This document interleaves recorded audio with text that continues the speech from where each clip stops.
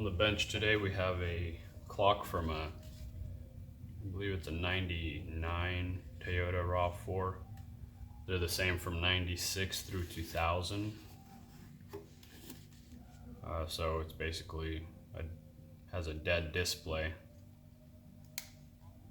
What happens is the solder on the power resistors starts to crack over time, and this needs to be resoldered.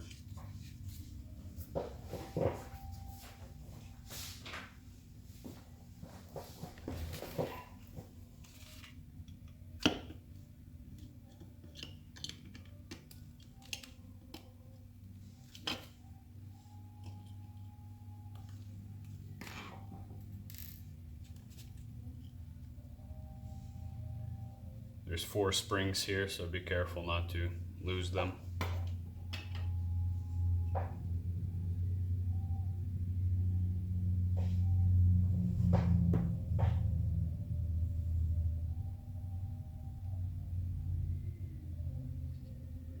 They don't look terrible, but under the microscope they are cracked.